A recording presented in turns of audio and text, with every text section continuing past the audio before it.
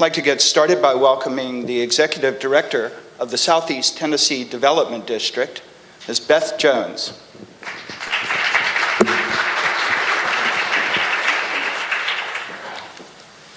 Thank you, Mike.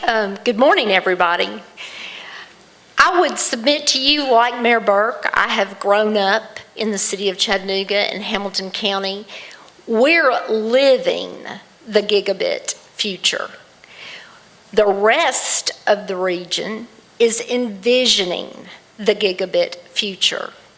I would submit to you that, like Deb said, there is the haves and the have-nots. And in order to successfully compete throughout the global economy, it is about equity, having access. As Deb told you, we are the local planning for community and economic development on behalf of our local governments, and primarily in those rural areas, the areas outside the city of Chattanooga and Hamilton County. Some of them are not even as rural as you would think. We have 3 MSAs in the area, and I'm here to tell you that we even have an MSA that is not connected. For decades, development districts, otherwise known as Area Council of Governments, focused on the development and building of critical infrastructure, roads, water, and sewer. Over time, that focus has shifted. We're now being challenged to focus on talent development and the development of the high-speed, quality information network that will provide everybody with some of the same opportunities. We not only talk the talk in our region about working together, we also walk the walk. And we know that as a region, we rise and fall together. Our efforts relative to high-speed, cost-effective broadband developed out of a strategic planning retreat with all of our local governments. And make no mistake about it, I have a very challenging job. I work for 10 county mayors and 50 municipal mayors. So welcome to my world. We were challenged as an organization to take a look at our region, to map the areas where people were not connected or were not well connected. And make no mistake about it, Chattanooga's EPB Gigabit has made those stakeholders more wanting, more challenging, and more vocal. It's like sitting along the Tennessee River and seeing water and not being able to have it. I think I mentioned to somebody this morning, it's very much like seeing the interstate system. It runs right by you and you don't have an entrance ramp on nor an exit ramp off. This is another challenge of the 21st century that's very much like the interstate system. The communities that were left behind and were isolated have continued to struggle with lower per capita incomes, lower educational attainment, lack of jobs, and the high-speed broadband internet system is that next continental divide. Our elected officials ask us to focus on this issue to see if we could expand this network throughout the entire region.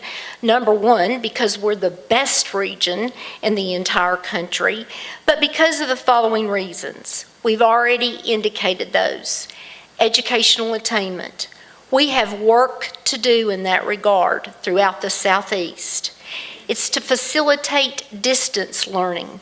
Very often in the rural areas, community colleges, universities cannot afford to build the infrastructure that's needed there and to staff it, but through distance learning, it can be accessed.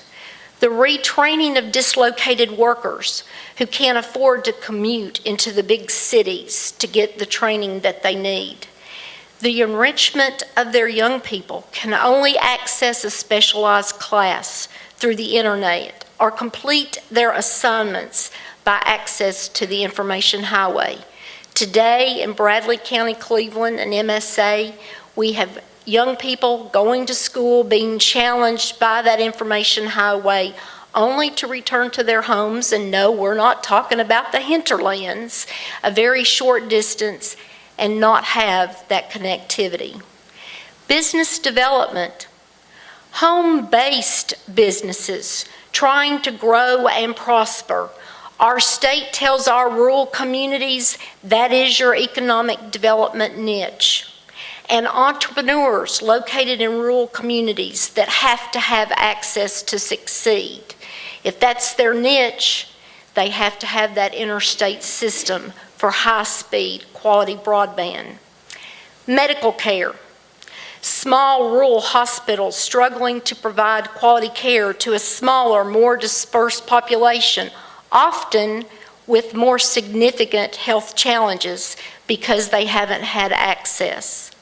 Physicians and nurse practitioners who need to be able to access patient records, x-rays, MRIs, and all types of diagnostic information in order to provide better care. Again, things that we city folks take for granted. Real estate development. Oh, make no mistake about it. The communities contiguous to Chattanooga know that they have a role to play in being a bedroom community. They have beautiful view sheds to offer, low cost of living, and great places to retire. However, they're finding out day in and day out, if the property's not connected to high-speed, quality, low-cost broadband, these folks can't conduct their day-to-day business lives, and they won't purchase or develop these properties that aren't well connected. Industrial development. Make no mistake about it, every small city that we serve and every rural county, from the Groot-Lees-Lager Tennessees to the Nyotas to the Decatur's, want to survive and thrive in the 21st century. But they absolutely have to have high-speed, quality broadband so that companies can convey huge files of information from overseas 24/7, night or day, to compete in the global economy. Our organization held a field summit this last spring, and the stories were told time after time after time. The retiree who invested his life savings in his dream, a lake resort and a boat dock with luxury cabins, but he's unable to rent those because people want access to high-speed, quality broadband. They want to be connected. The widow who wants to sell her lakefront property and estate so that she can have enough money to live comfortably the rest of her days without overburdening her children. However, on 3 occasions, prospective buyers have walked away from closings when they learned of the lack of high-speed, quality, affordable broadband. The small business entrepreneur who made his home in a small rural city and dreamed of being the one to create jobs there, who developed a successful application, but had to move to the big city in order to succeed. And as such, those jobs won't be created there. The rural doctor who can't adequately serve his patient without long-distance travel because the diagnostic results cannot be conveyed. And the commuters who, if they had high-quality, low-cost, effective broadband that could be reliable, could actually work from home. They don't have these opportunities either. So make no mistake about it. It is about envisioning a gigabit future, and it is about choice. And our role relative to the rural economic and community development for the region is to make sure that these communities have equity. And like Deb said, we really don't know what that pathway is, and we really don't care, as do most of our local elected officials.